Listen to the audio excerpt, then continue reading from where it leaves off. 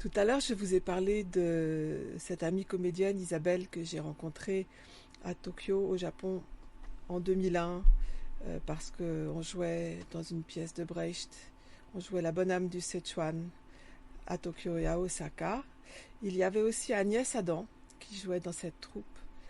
Et ça éveille un souvenir étrange, mais bon, ben voilà. Il se trouve que je pense qu'on sait, tous ceux qui sont assez âgés pour le savoir savent, on sait tous ce qu'on faisait le 11 septembre 2001, quand les tours du World Trade Center ont été agressées.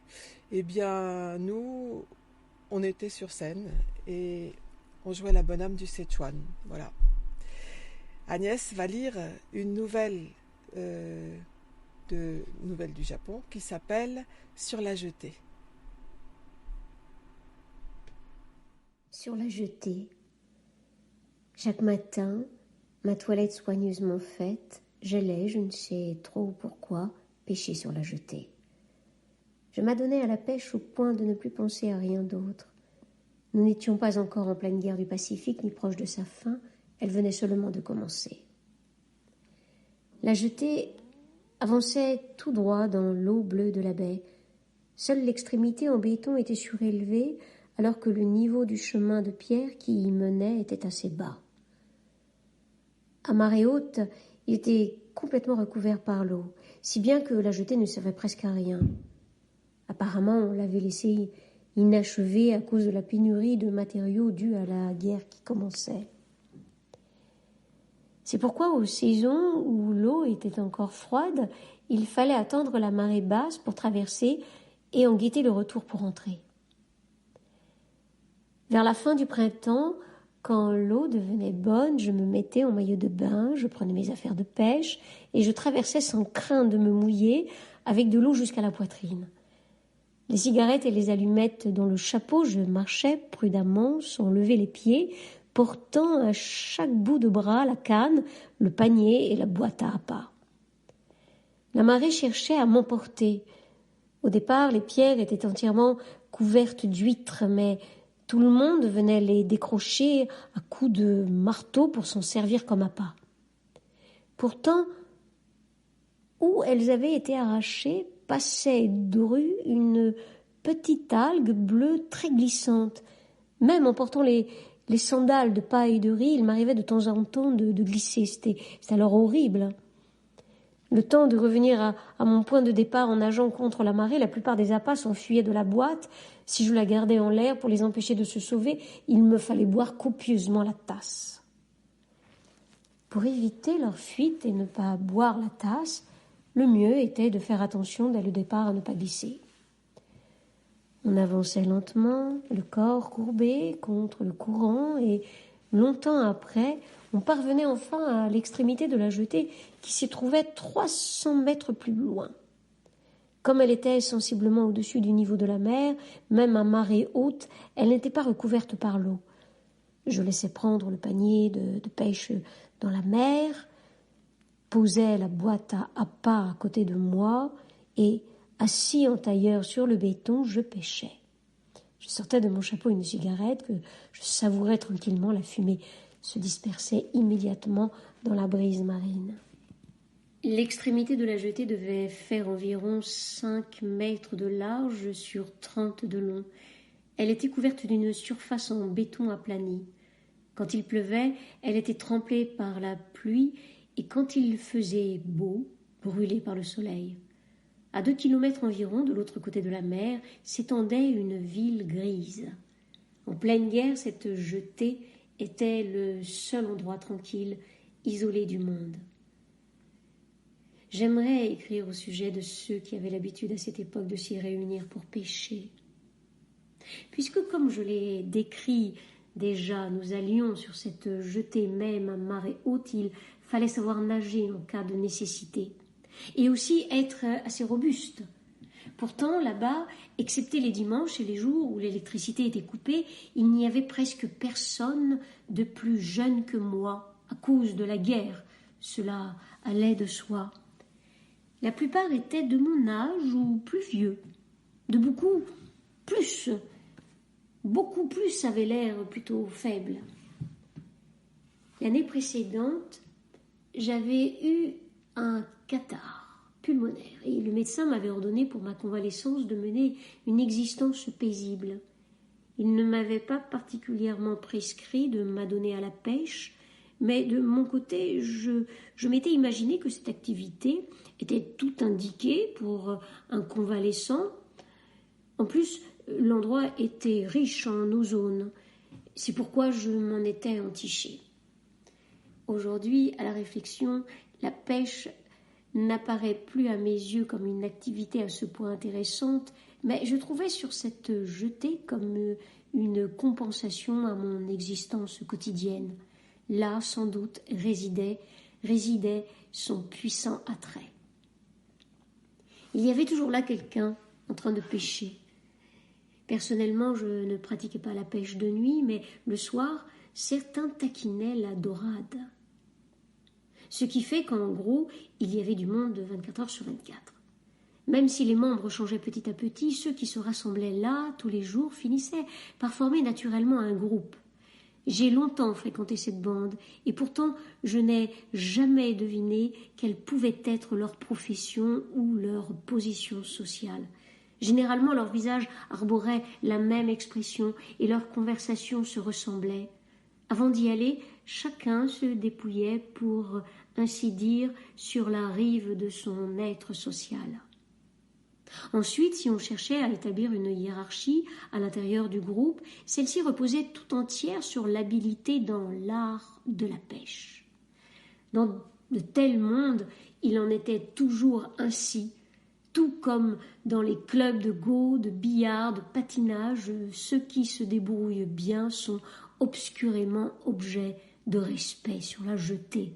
Les gars adroits se comportaient de façon beaucoup plus arrogante et les débutants prenaient une attitude réservée. Telle était la tendance. Ça se faisait naturellement sans qu'on en eût conscience. Mais cette hiérarchie ne se manifestait pas de façon claire.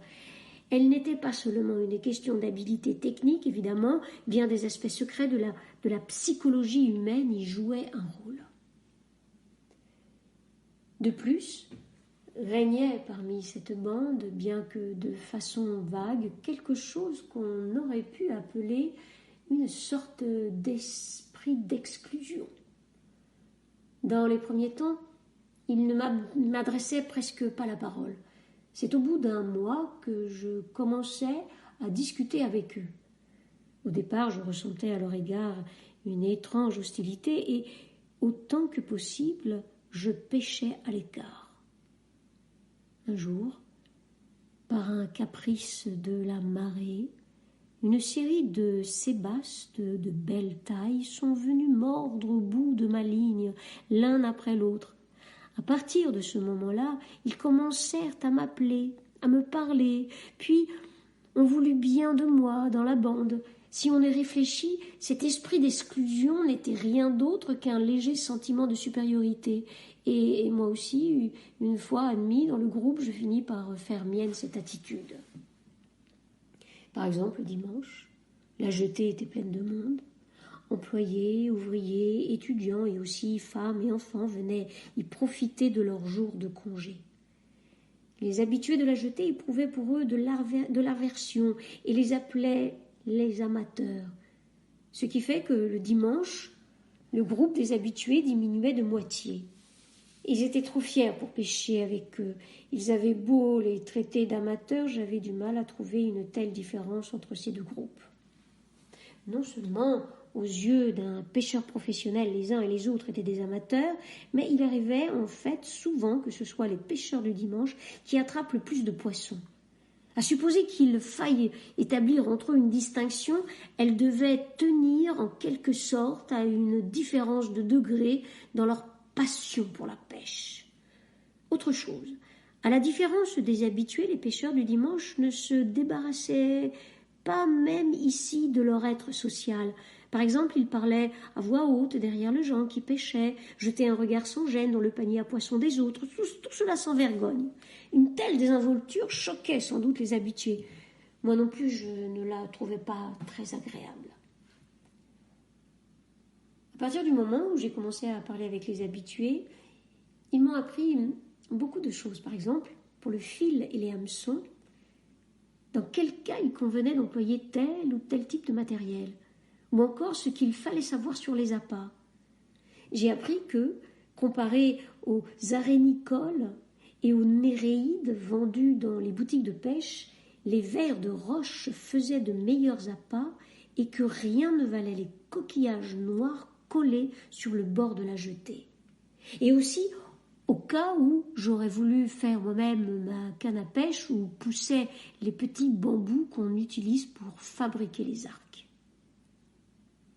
Mais même si on se passionnait pour le matériel et les appâts, tout ce qu'on pouvait pêcher sur cette jetée, ce n'était jamais que du menu fretin, du sébaste, du mulet, du gobi, du siago, du bar, tout au plus.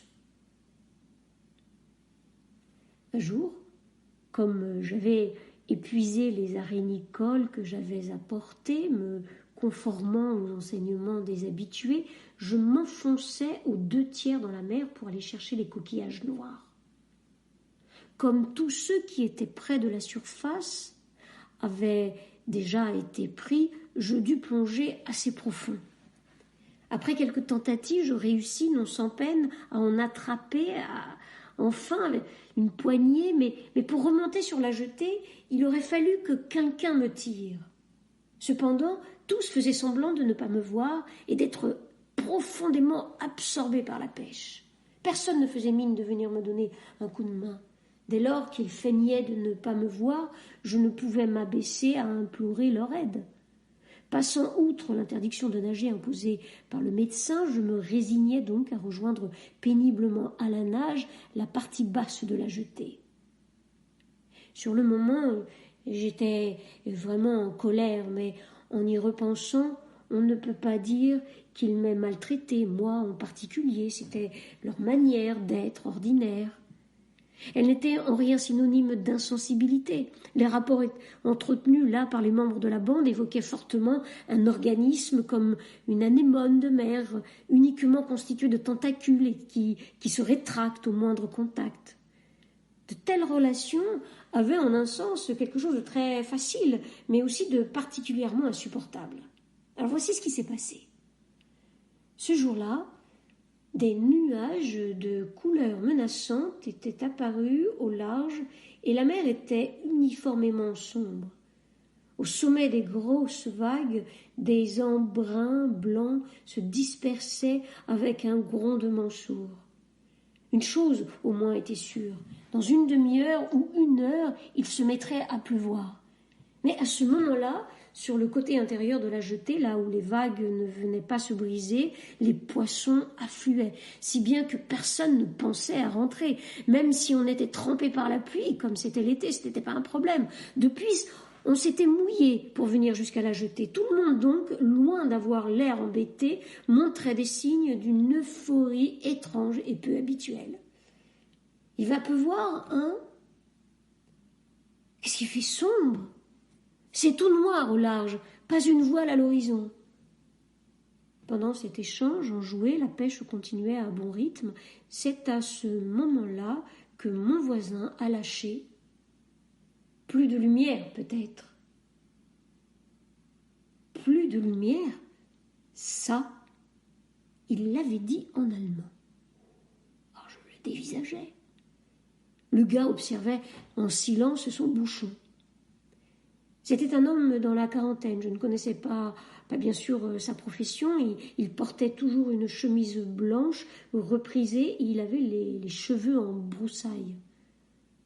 Avait-il dit ce qui précède comme ça ou pour que quelqu'un l'entende? Je n'en savais rien. Quoi qu'il en soit, ça m'avait mis de mauvaise humeur. Peut-être que j'éprouvais un sentiment de répulsion à ce qu'on introduise sur la jetée des choses étrangères au monde de la pêche, à quoi s'ajoutait un étrange dégoût de soi. Dans ce drôle de climat incertain qui régnait parmi les habitués, entre faiblesse et couardise, il arrivait parfois qu'une dispute éclate. Pas pour des raisons qui mériteraient d'être mentionnées. Non, c'était pour des riens. Par exemple, une ligne empiétait un peu sur le territoire de quelqu'un d'autre, ou alors ça ne mordait pas parce que quelqu'un avait éternué. À partir de ces incidents insignifiants, soudain, les choses se compliquaient et s'envenimaient. Ça prenait rarement le tour d'une vraie dispute, les gens autour calmant le jeu, ou sans même aller jusque-là, les choses retombaient mollement d'elles-mêmes. Même quand deux gars s'affrontaient ainsi, ni l'un ni l'autre n'avaient réellement la volonté de triompher de l'adversaire. Ils avaient plutôt l'air d'enfants qui auraient été les souffres-douleurs de leurs camarades. Cela m'intriguait. Ils étaient tous les deux sur les nerfs, en colère, pourtant ils ne l'étaient pas nécessairement contre l'autre. Ils avaient accumulé en eux, tourné vers un autre objet indéfini, une colère bizarre qui, à cette occasion, se déchargeait. Chaque fois que la querelle apaisée, sans avoir mené à rien, je les voyais reprendre leur pose, le dos courbé, aligné. Je ressentais un intolérable sentiment de déplaisir, comme si la chose m'eût concerné personnellement. C'était comme un froid qui m'aurait pénétré jusqu'au cœur. Cette sorte de déplaisir s'accumulait peu à peu en moi au fur et à mesure que je venais sur cette jetée. Je n'assistais qu'une seule fois à une bagarre. Un des protagonistes était Soleil Levant. Soleil Levant avait intégré le groupe des habitués après moi. C'était un homme d'une quarantaine d'années, au teint hâlé, petit mais large d'épaules. Il avait des doigts noueux, malhabile à manier les hameçons et la gaule. Il avait une allure d'ouvrier d'usine. Bien qu'il se comportât d'ordinaire de façon plutôt craintive, étrangement, il y avait quelque chose chez lui d'effronté. Il avait avec lui une petite serviette en coton ornée d'un soleil levant. Il la portait accrochée à sa ceinture ou nouée autour du front. Un cadeau de son usine, sans doute. C'est de là que lui venait son surnom. Sur la jetée, les habitués ne l'appelaient pas par leur nom, mais d'un diminutif ou d'un surnom. Peut-être parce qu'il existait l'accord tacite qu'ici, c'était différent du monde, où l'on appelle les gens par leur patronyme. Un différence était élevée entre ce soleil levant et un gars qu'on appelait Nami. À vrai dire, il s'agissait d'une question d'appât. Des adultes en venaient à se disputer pour des appâts. Alors ce jour-là, les poissons avaient mangé tous les appâts de soleil levant. Alors qu'il regardait tout autour de lui, découragé sur la surface rugueuse du béton, deux néréides rampaient. Profitant de l'occasion, il les avait attrapés, les avait accrochés à son hameçon. Au dire de Nami, elle s'était échappée de sa boîte à appâts. Il s'en était bien aperçu, mais occupé à pêcher, il pensait les rattraper après, d'autant que des vers, ça ne va pas vite. S'en emparer comme ça, sans rien demander, c'était contraire à l'éthique des pêcheurs. Nous les regardions en silence, sans mot dire. Petit à petit, leur dispute commença à se perdre en arguties. Par exemple, au bout de combien de dizaines de centimètres de néréides échappés d'une boîte à appâts cessaient d'appartenir à leur propriétaire. Il va de soi qu'on peut discuter autant qu'on veut d'une telle question sans aboutir à une conclusion. Comme tout le monde se contentait de regarder sans intervenir pour les arrêter, Soleil Levant finit par se lever et interpella par bravade l'autre. Provoqué, Nami fit de même, mais à l'instant, ils semblèrent avoir perdu toute agressivité. L'unique problème parut alors de savoir comment se défaire de façon pas trop artificielle de l'attitude bravache qu'ils avaient prise en se levant. Cependant, personne ne s'était encore interposé. On observait. L'air hébété, les deux échangèrent quelques mots à voix basse en maugréant. Puis, Soleil Levant leva lentement le poing comme pour menacer. Malgré tout, Nami ne bougea pas et Soleil Levant, acculé, en fut réduit à lui taper vraiment sur la tête. Frappé, Nami resta quelques instants immobile, bouche bée, puis soudain il attrapa son agresseur par la chemise et le tira sur le côté. Soleil Levant, resté interdit, après avoir donné le coup de poing, brusquement poussé sur le côté, chancela, puis perdant l'équilibre, tomba sans difficulté dans la mer, laissant gicler l'eau autour de lui. Visiblement un peu doué pour la nage, il se débattait comme quelqu'un qui se noie. Alors tout le monde s'agita et on tira à grand-peine hors de l'eau Soleil Levant, trempé comme un rat.